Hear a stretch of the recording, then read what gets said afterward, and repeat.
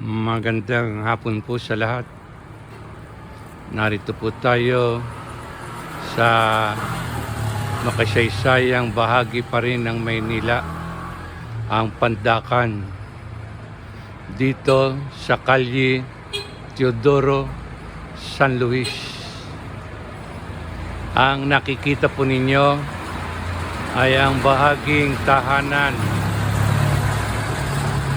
ng isang naging alagad ng musika na si Ladislao Bonos. Noong mga una-una pong nakakarating ako sa lugar na ito, ang kanilang ancestral house ay buo pa. Ngayon po, nawala na ang kanilang tinatawag na tahanan o yung mga tinatawag na sinaunang bahay. Mabuti na lang po at may natira pang alaala o kakikitaan tungkol kay Ladislao Bonos. Lalapit po ako sa kanya sa kanyang landmark at babasahin ang tungkol sa kanyang buhay. Ang nakikita po ninyo ay ang larawan o bantayog ni Ladislao Bonos.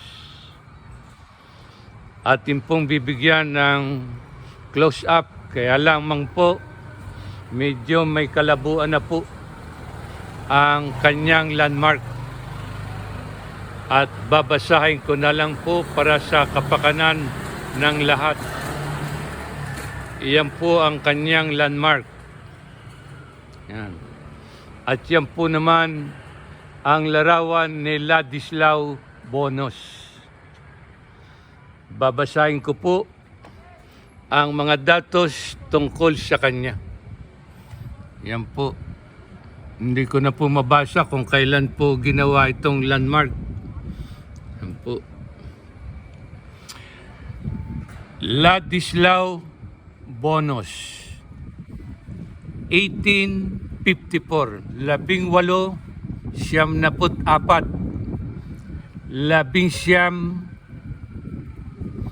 1908. Yan.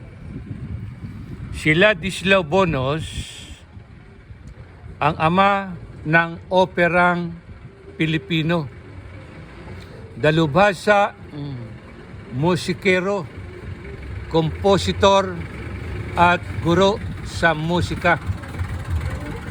Si Ladislao Bonos ay isinilang sa pook na ito noong ika-27 ng Hunyo 1854 kina Pedro Bonos at Maria Mariano.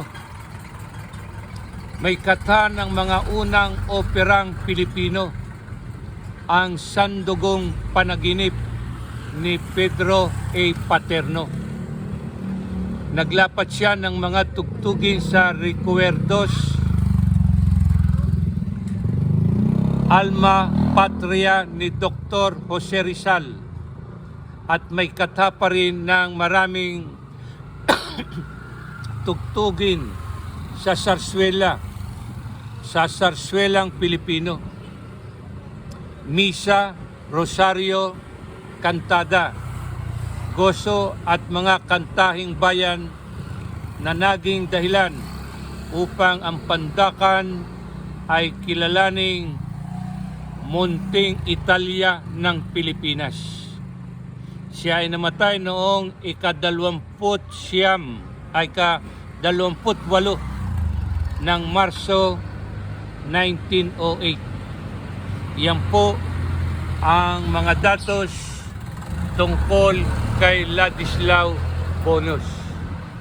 Yan po si Ladislao Bonos, isang dakilang kompositor.